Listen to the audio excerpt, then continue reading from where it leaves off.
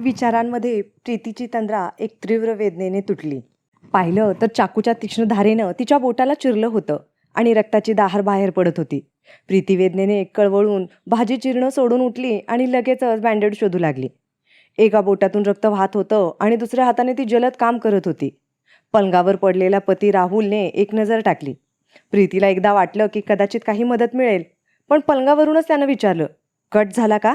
किती वेळा सांगितले की नीट काम कर, लाव आता बँडेज. एवढं बोलून तो पुन्हा त्याच्या मोबाईलमध्ये मग्न झाला. प्रीतीला बँडेज मिळालं आणि बोटाचं दुखणं जणू काही गिळून गेलं. म्हणतात ना, जखम अनेक ठिकाणी लागते, पण वेदना फक्त तिथंच जाणवते जिथं जखम जास्त खोल असते. मनाची वेदना आता बोटांच्या जखमेवर मात करीत होती. बँडेज लावून ती पुन्हा भाजी चिरायला लागली. जिथे रक्ताच्या थेंबांनी जमिनीवर पडलेले होते ती जागा तिनं साफ केली आणि परत भाजी चिरायला लागली.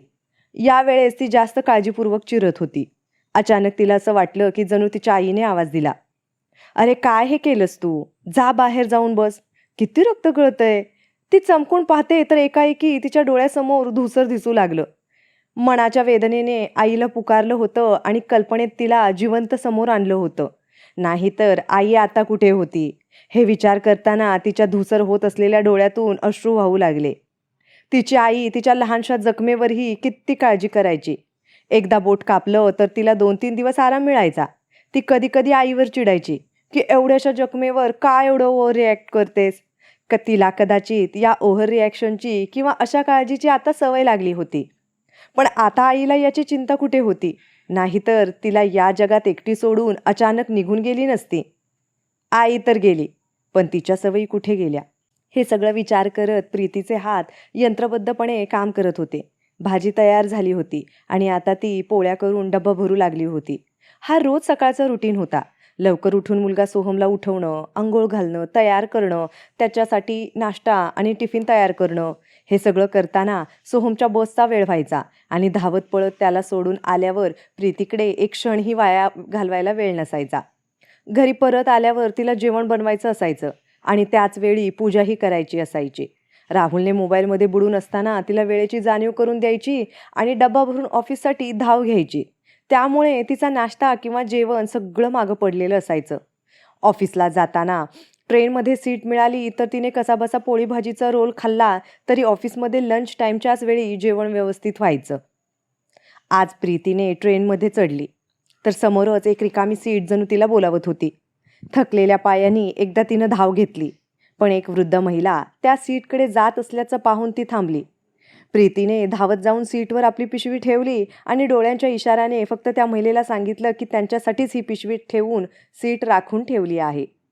सीट मिळाल्यावर अर्ध्या दातांच्या तोंडावर जो क्यूट हसू आलं ते पाहून प्रीतीला तिच्या आईची आठवण येऊ लागली.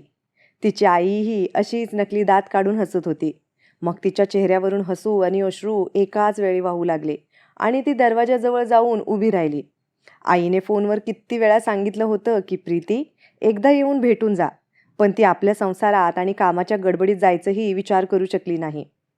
मुलगा सोहमचं शिक्षण, घराची कामं, ऑफिस, राहुलचं काम, कितीतरी बंधनं तिनं पायात बांधून ठेवली होती, ज्यामुळे ती पुढं जाऊ शकत नव्हती. भेटण्याची आशा बाळगून आई निघून गेली आणि ती शेवटचं दर्शनही घेऊ शकली नाही. माहेरचा रुसवा एवढा होता की शेवटच्या दर्शनासाठीही तिला येऊ दिलं नाही.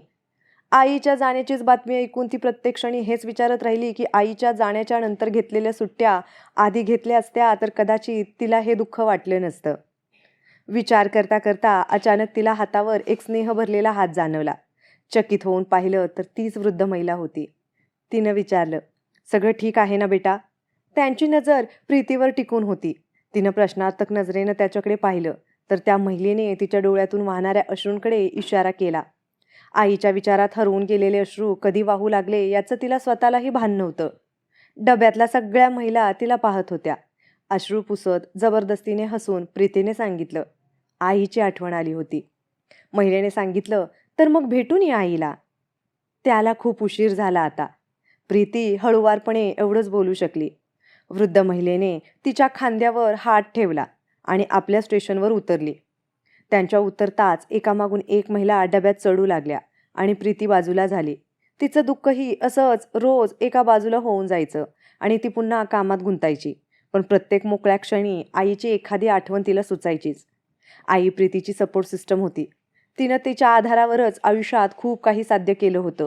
शिक्षणाबरोबरच वेगवेगळा छंद जोपासण्याचाही आई प्रीतीला शिकवत होती. आई म्हणायची, कुटुंब, मुलं सगळं असणार आहे. त्यांच्यासाठी वेळ देत राहशील आणि एक दिवस मुलं मोठी होऊन त्यांच्या कामात गुंतून जातील. मग माझ्यासारखं तूही एकटी राहशील. आई, असं काही होणार नाही. आणि झालं तरी काय झालं? मला एकटं राहणं खूप आवडतं. मी तर मनसोक्त झोप घेईन. प्रीती मिश्किलपणे बोलायची. किती दिवस?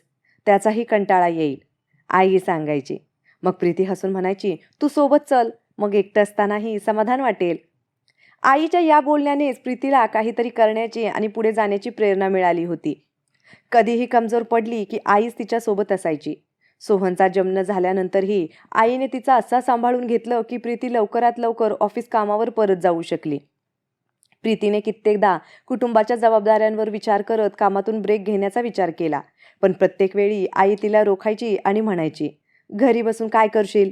निदान कामाच्या निमित्ताने घराबाहेर कुठेतरी जातेस. ऑफिसला जाताना कितीतरी अपरिचितांशी परिचय होतो. आई खरं सांगायची. निदान आज ट्रेनमध्ये भेटलेल्या काकींनी तिच्या अश्रूंना पाहून तिचं हाल विचारलं. त्यांच्याही डोळ्यात किती आपलेपण होतं. अशा आपलेपणाची भेट तिला किती दिवसांनी झाली होती. राहुल, तो आता तिला कोणत्या तरी अनोळखी व्यक्तीसारखा वाटू लागला होता. राहुल आणि प्रीतीचं लग्न अरेंजच होतं. पण साखरपुड्यापासून लग्नापर्यंतच्या एका महिन्यात दोघांची नेहमी भेट होत असे. आजही तिला आठवतं.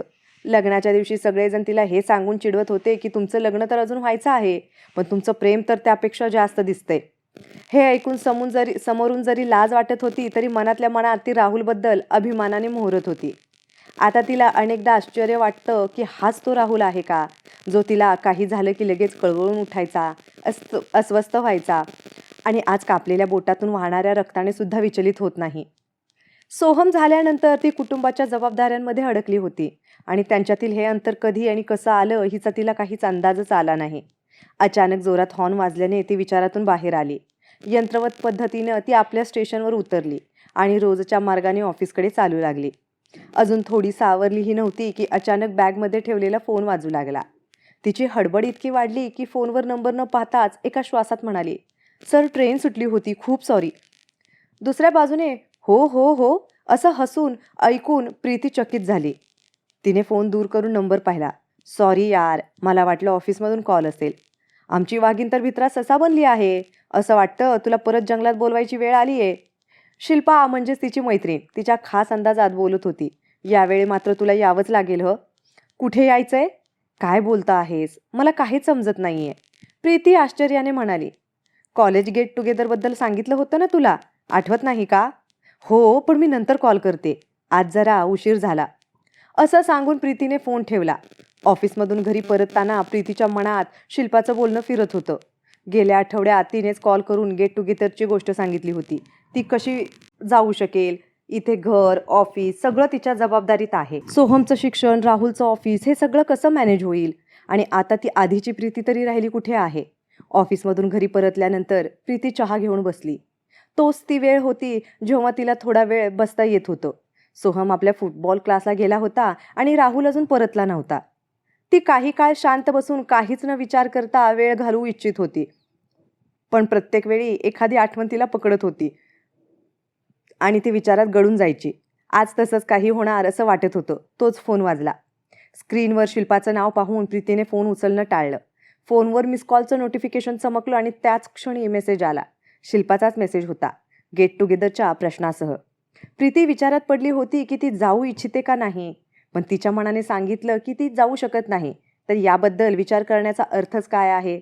उशिरा रात्री सोहमला झोपवल्यानंतर आणि घरातली सगळी कामं उरकल्यानंतर ती खोलीत आली तर राहुल फोनमध्ये गुंतला होता. प्रीतीने नेहमीप्रमाणेच बघितलं आणि बाजूच्या बिछाण्यावर पडली. डोळ्यातून झोप दूर होती. मन विचार करत होतं, खरंच बिछाण्याची दोन टोकं अनेकदा दोन वेगवेगळ्या जाग्यासारखीच असतात का?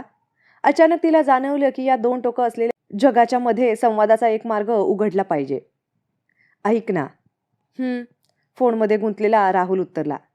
नाही, मी विचार करत होते की काही दिवसांसाठी कुठे जाऊ का? प्रीतीने जणू आपल्या मनातलं द्वंद्व बाहेर काढलं. राहुलने अचानक तिच्या बोलण्याकडे लक्ष दिलं. कुठे? गेट टुगेदरचा कॉल आला होता का? हो, शिल्पाचा कॉल होता.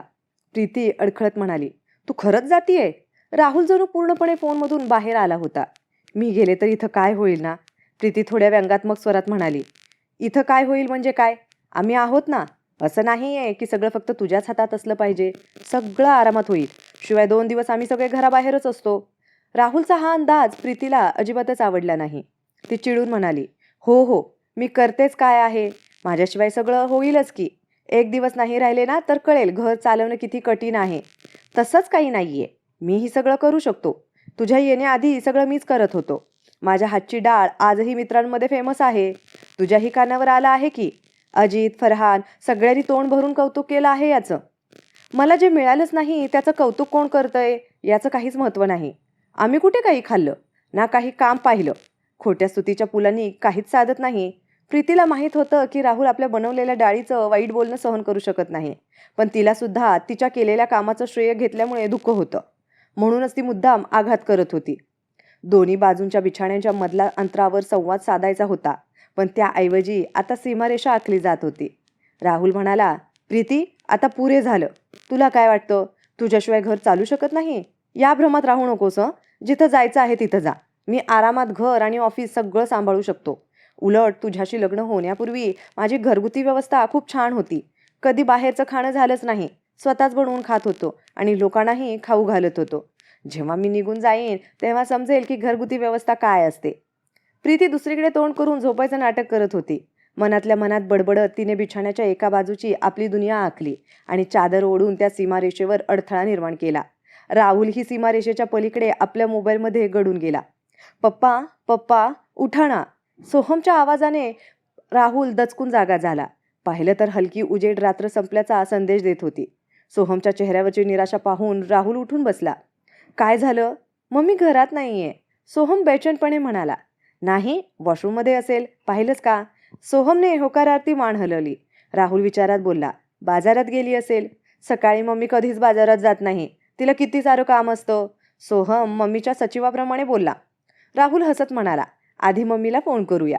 राहुलने फोन लावला आणि हॉलमध्ये रिंग वाजू लागली. सोहम हॉलकडे धावत जात ओरडला. मम्मी.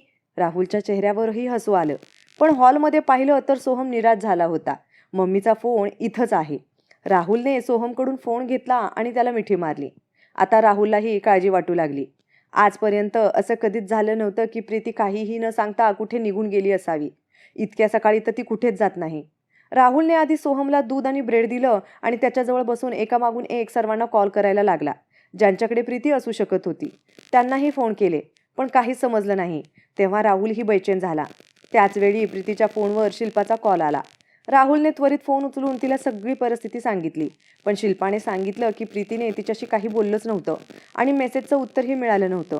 त्यामुळे तिनंच प्रीतीला कॉल करून हालचाल विचारावं म्हटलं होतं.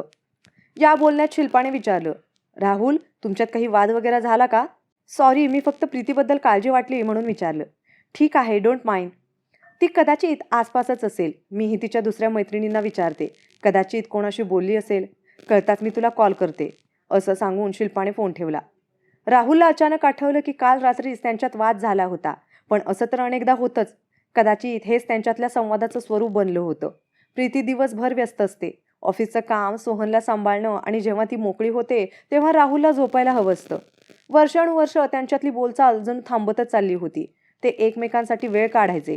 पण सोहम आल्यापासून हळूहळू प्रीतीचं पूर्ण लक्ष सोहमवरच केंद्रित झालं होतं. जेव्हा ती सोहमसोबत झोपायची तेव्हा तिला सोहमचाच विचार असायचा. राहुलनेही आपली जुनी दुनिया मित्रांमध्ये शोधायला सुरुवात केली होती. आधी भरभरून बोलणारी प्रीती आता शांत झाली होती. फक्त कामातच मग्न असायची. काल प्रीतीने बरोबरच म्हटलं होतं की राहुलने पूर्ण घर तिच्या भरोशावरच सोडलं आहे. याचं त्याला इतकं वाईट वाटलं होतं. कदाचित प्रीती याच गोष्टीवरून रागावून कुठे गेली असेल का? हे विचार येताच राहुल अस्वस्थ झाला. त्याने प्रीतीचा फोन तपासला. कदाचित काहीतरी माहिती मिळेल की ती कुठे गेली आहे. त्यात त्याला अनेक न वाचलेले मेसेज दिसले, ज्यातील निम्म्याहून अधिक लोकांनी फक्त तक्रार केली होती की प्रीती त्यांच्याशी काहीच बोलत नाही. राहुलला पश्चाताप झाला की प्रीतीला काहीच वेळ मिळत नाही आणि तो फक्त तक्रार करत राहतो. राहुल प्रीतीचा फोन हातात घेत म्हणाला. प्रीती, कुठं आहेस तू? एकदा परत ये, मी सगळं ठीक करेन. तेवढ्या दरवाजावरची घंटी वाजली आणि सोहम धावत गेला. त्याच्या मागे राहुलही जवळपास पळतच पोहोचला. दरवाजा उघडताच समोर हसणारी प्रीती उभी होती. तिला पाहताच सोहम तिच्या गळ्यात पडला. राहुलने जवळजवळ रागाने विचारलंच, कुठे गेली होतीस? फोनसुद्धा घरीच ठेवून गेलीस. कोणाला विचारायचं तर कसं? तुला कुणाचीच काळजी नाही का गं?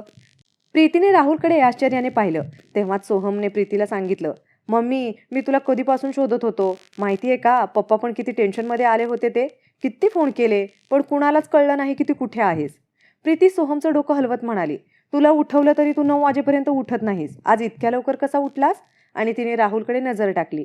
राहुल बाहेरूनच रागवण्याचं नाटक करत होता, पण त्याची नजर प्रीतीवरच होती. प्रीती हसून म्हणाली, मी काल तर सांगितलं होतं ना की मी रोज आता योगासाठी जाणार आहे म्हणून. दोघांनाही सांगितलं होतं ना. माझं ऐकूनच घेत नाही तुम्ही दोघंही. चला लवकर, नाश्ता बनवते. असं म्हणत प्रीती आत जाण्यासाठी वळली. तेव्हा राहुलने तिला खेचून आपल्या मिठीत घेतलं. कसं काय माहीत नाही, पण राहुलच्या डोळ्यातले अश्रू थांबत नव्हते. प्रीती राहुलला अशा अवस्थेत पाहून थोडी घाबरली. राहुल काय झालं? सॉरी प्रीती, मी आजपासून तुला असं एकटं सोडणार नाही. मी सगळं ठीक करीन. मी तुझी काळजी घेतली नाही. असं म्हणत राहुलने तिला सोफ्यावर बसवलं आणि तिच्या बाजूला बसला. सोहम आश्चर्यचकित होऊन उभा होता. त्याला इशाऱ्याने पाणी आणायला सांगितलं. राहुल काय झालंय? तू माझी काळजी घेतली आहेस. मी कधी असं काही म्हटलं का? काल तर मी उगीचच रागात बोलले होते. नाही प्रीती, सॉरी. तुला माहिती आहे का, तू दिसली नाहीस तेव्हा मला कळालं की तुझ्याशिवाय हे घर, ही दुनिया किती रिकामी होईल. तू आमची ताकद आहेस. असं काही नाहीये. प्रीती राहुलला सावरण्याचा प्रयत्न करत म्हणाली. सोहम पाण्याचा ग्लास घेऊन आला. राहुलने पाणी पिऊन सोहमला आपल्या मांडीवर घेतलं. सोहम, तुझ्या मम्मीला तिच्या फ्रेंडला भेटायला जायचंय. आपण दोघं मिळून काही दिवस घर सांभाळूयात का? तू पप्पांसोबत राहशील? प्रीतीच्या डोळ्यात अश्रू आले. सोहमने मान हलवली आणि म्हणाला, मला तुमच्या दोघांच्या शिवाय झोप येत नाही. पण मम्मीलाही ब्रेकची गरज आहे ना. तू शाळेच्या नंतर फुटबॉल खेळायला जातोस. पप्पा ऑफिस नंतर मित्रांना भेटतात. मम्मीचंही मन कधीतरी तिच्या फ्रेंड्सला भेटायला होतं. राहुलचं बोलणं ऐकून सोहमने प्रीतीकडे पाहिलं आणि मनाशी काहीतरी विचारलं. मग म्हणाला, ओके, पण मम्मी फोन घेऊन जा आणि रोज झोपताना मला व्हिडिओ कॉल कर. प्रीतीने अश्रू भरलेल्या डोळ्यांनी मान हलवली आणि सोहमला मिठी मारली. राहुल म्हणाला, मायलेकाच्या प्रेमात पप्पाला का विसरलात हो? राहुलने प्रीती आणि सोहमला एकत्रच गळ्यात घेतलं. सोहम हसून म्हणाला. प्रीतीने राहुलच्या खांद्यावर डोकं ठेवून हळूच त्याच्या कानात म्हटलं, म्हणतात की योगाचे खूप सारे फायदे असतात, पण असे फायदेही असतात हे आज कळालं. आणि वाचक हो, आजची कहाणी इथंच संपते. आमची ही कथा तुम्हाला कशी वाटली ती कमेंट बॉक्समध्ये नक्की सांगा. आणि तुम्ही चॅनेलवरती नवीन असाल तर आमच्या चॅनेलला नक्की सबस्क्राईब करा. धन्यवाद.